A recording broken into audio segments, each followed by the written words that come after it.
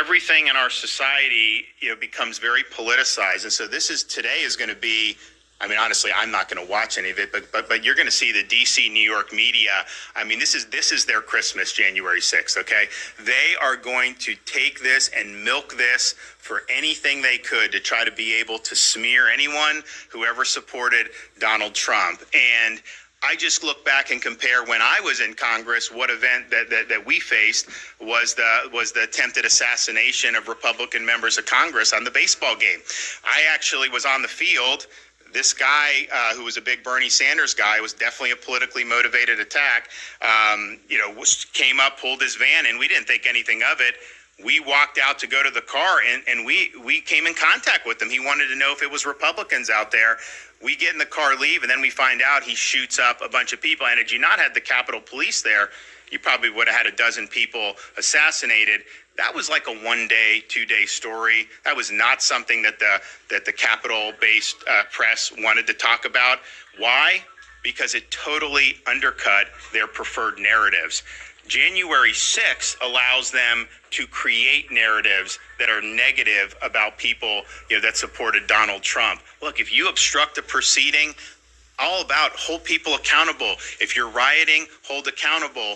But let's just be clear here.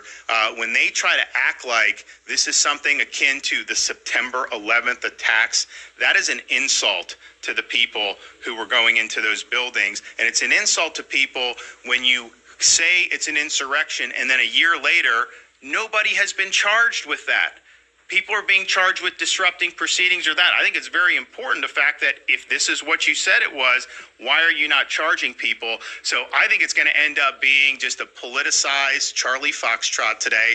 I don't expect anything good to come out of anything that Pelosi and the gang are doing. I don't expect anything from the corporate press to be enlightening. I think it's going to be nauseating, quite frankly, and I'm not going to do it. But I do think that if you have this January 6th committee, why do we not know some of the people who we know were really involved in orchestrating this? They got pulled off the most wanted list. Christopher Wray was asked at the under oath what FBI was involved in that, and he would not answer the question. And so I think that this is something that has really been used for political narrative and posturing purposes. I don't think it's been effective. People here in Florida, they care about inflation, and they care about gas prices and education and crime and all the key issues that are so important. And that's what they talk to me about.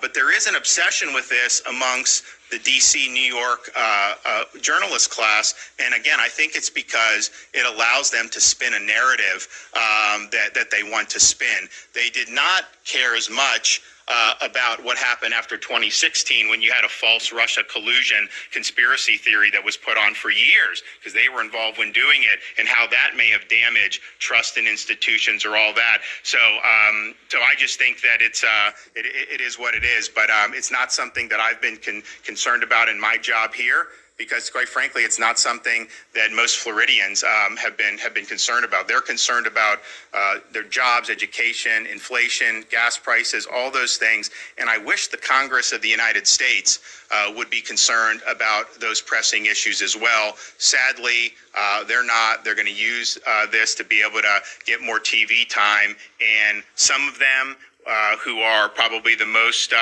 loud, probably will end up vacationing in Florida at some point.